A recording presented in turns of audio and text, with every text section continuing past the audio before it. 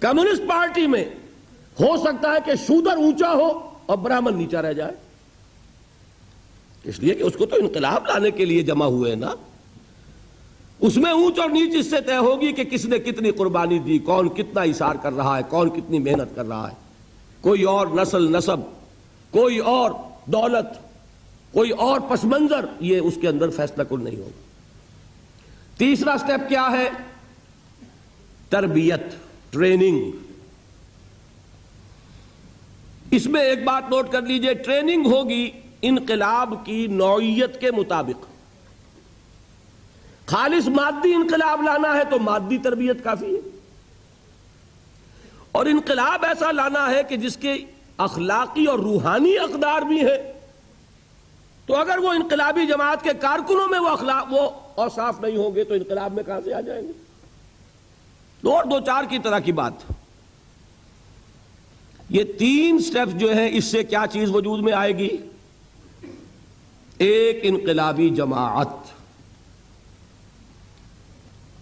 اب ہے تصادم. تصادم کے تین فیز. اصطلاحات ایک روز میں نے آپ کو بتا دی تھی. دیکھیے، پہلی بات میں آپ کو یہ سمجھا دوں کہ تصادم شروع کون کرتا ہے. جی، آپ یہ سمجھتے ہیں کہ مار پیٹ جو ہے وہ معاشرے کی طرف سے ہوئی تو انہوں نے شروع کیا؟ نہیں، اس کو ماننا چاہیے کہ تصادم کا آغاز انقلابی جماعت کرتی. کیوں؟ وہ کہتی ہے کہ یہ نظام غلط ہے. ایک نظام ہے، لوگ رہ رہے ہیں، ریکنسائل کیے ہوئے ہیں. کوئی مظلوم ہے تو وہ اپنے ظلم پر، مظلومیت پر قانے ہے. کوئی پسا ہوا ہے تو وہ بھی صابر و شاکر ہے. جس طرح ایک تالاب کے اندر پانی جو ہے پرسکون ہو، سطح اس کے اوپر کوئی لہریں نہ ہو. جو پہلا پتھر مارے گا لہریں اسی نے پیدا کی نا. جو کھڑے ہو کر کہتا کہ یہ نظام غلط ہے، ظالمانہ ہے، مستبدانہ ہے، ایکسپلائٹیٹو ہے، انجسٹ ہے، اس نے پتھر مارا کہ نہیں مارا؟ وہ اب اس نظام کی طرف سے ریٹیلیشن ہوگی. وہ اپنے نظام کے تحفظ کے لیے وہی کریں گے. پہلے چٹکیوں میں اڑانے کی کوشش کریں گے، پھر مار دھاڑ کریں گے، جیلوں میں ٹھوسیں گے کہ ہمارے نظام کے خلاف بغاوت کر رہے ہیں. اس میں جب تک وہ انقلابی جماعت اتنی مضبوط نہیں ہو جاتی کہ وہ یہ سمجھے کہ ہم کوئی فیصلہ کن اقدام کر سکتے ہیں، اس وقت تک پیسیو ریزسٹنس ہوگی، صبر محض ہوگا، عدم تشدد ہوگا. اگر انقلابی لوگ تشدد پر اتر آئیں، اینٹ کا جواب پتھر سے دینے لگیں تو کچل دیے جائیں گے، ختم ہو جائیں گے. یہ بہت اہم ہے انقلاب کے ضمن میں. انہیں جھیلنا ہوگا، برداشت کرنا ہوگا، مارے کھانی ہوں گی، جیلوں میں جانا ہوگا، اور جوابی کارروائی سے احتراز کرنا ہوگا، رکنا ہوگا، بچنا ہوگا. کیونکہ اگر انہوں نے کوئی جوابی کارروائی کی تو پورا اخلاقی جواز حاصل ہو جاتا ہے پھر اس قائم نظام کو کہ وہ پوری قوت کے ساتھ ان کو کچل دے. اور جب تک وہ کوئی جوابی کارروائی نہیں کرتے، جو سائلنٹ میجورٹی ہے اس کی ہمدردیاں ان کے ساتھ ہوتی جاتی ہیں. دیکھو یہ لوگ بھلے لوگ ہیں، مارے کھا رہے ہیں، جیلوں میں جا رہے ہیں، ان کا کوئی قصور نہیں، کوئی چوری نہیں کی، کوئی ڈاکہ نہیں ڈالا.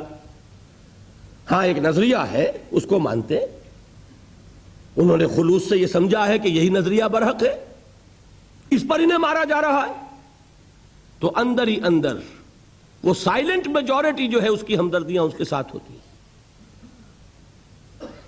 اور ایک بات نوٹ کر لیجئے، جب تک وہ ٹارگٹ نہیں آ جاتا کہ اب اتنی طاقت ہے کہ اب ہم آگے بڑھیں، اس وقت تک کرنے کے کام وہی تین ہیں: دعوت، تبلیغ، تربیت، تنظیم. تین کام کرتے رہو اور جو تم پر آئے اس کو جھیلتے رہو. جوابی کارروائی مت کرو. پانچواں فیز کب آئے گا؟ جب یہ محسوس ہو کہ اب ہمارے پاس مناسب طاقت ہے. اور یہاں نوٹ کر لیجئے، اس میں غلطی ہو سکتی ہے. ہو سکتا ہے آپ سمجھیں مناسب قوت ہے اور حقیقت میں نہ ہو. اس کا کیا مطلب ہوگا؟ پری میچورلی آپ اقدام کر دیں گے، آپ ختم ہو جائیں گے. یہ منطقی نتیجہ ہے. یہ اسیسمنٹ کا معاملہ ہے، ججمنٹ ہے. There can be a mistake of judgement, wrong assessment, just possible. اس کو ذہن میں یہاں پہ نوٹ کر لیجئے. لیکن بہرحال فیصلہ اسی پر ہوگا کہ جب یہ فیصلہ ہو اس قیادت کا جو کہ اس کو لے کر چل رہی ہے کہ نہیں اب ہمارے پاس طاقت ہے، تو اب آئے گا 5واں فیز، ایکٹیو ریزسٹنس. اس نظام کو کہیں سے چھیڑو ذرا، اس کے خلاف کوئی اقدام کرو، اس کے نتیجے میں وہ پوری قوت کے ساتھ ریٹیلیٹ کرے گا. اینڈ فائنل فیز جس میں کہ اب جان ہتھیلی پر رکھ کر میدان میں آنا ہوگا، آرمڈ کانفلکٹ. اور جب یہ فیز آ جائے گا تو ظاہر بات ہے یا تخت یا تختہ، اب تو کوئی اور تیسرا راستہ تو ہے نہیں.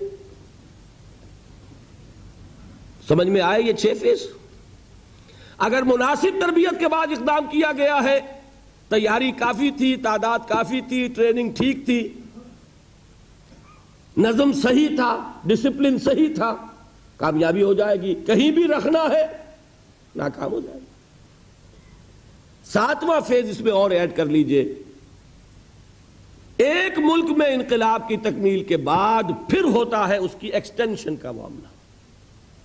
انقلاب کبھی بھی کسی ایک جغرافیائی یا قومی حدود کے اندر نہ کبھی پابند رہا نہ رہ سکتا ہے، بلکہ میں تو یہاں تک کہتا ہوں کہ یہ کسی کے ٹرو ریولوشن ہونے کا ٹیسٹ ہے.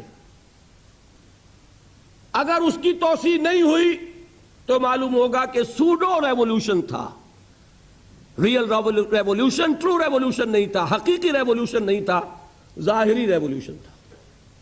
انقلاب تو پھیلتا ہے. انقلاب فرانس کیا فرانس تک رہا؟ انقلاب روس کیا روس تک محدود رہا؟ اور اس سے آگے آئیے، کیا انقلاب محمدی علی صاحب الصلاۃ والسلام کیا عرب تک محدود رہا؟ یہ 7واں فیز ہے. اب ان کو ذہن میں رکھیے ذرا. سیرت کا ایک طائرانہ مطالعہ. طائرانہ سمجھے کہ نہیں؟ A birds eye view. Details میں جانے کا وقت تو نہیں ہے، لیکن میرے نزدیک یہ سیرت محمدی صلی اللہ علیہ وسلم کا ایک مطالعہ ہے انقلابی عمل کے اعتبار سے. 4 فیزز حضور کی اس دعوت کے مکمل ہوئے مکی دور میں. دعوت، تنظیم، تربیت اور پیسو ریزسٹنس، صبر محض. ان میں سے ذرا ہر ایک چیز کے بارے میں تھوڑی تھوڑی تشریح کروں گا، اس لیے کہ ہمیں تو سمجھنا ہوگا نا کہ اب ہمیں ان چیزوں کو کیسے اڈاپٹ کرنا ہے.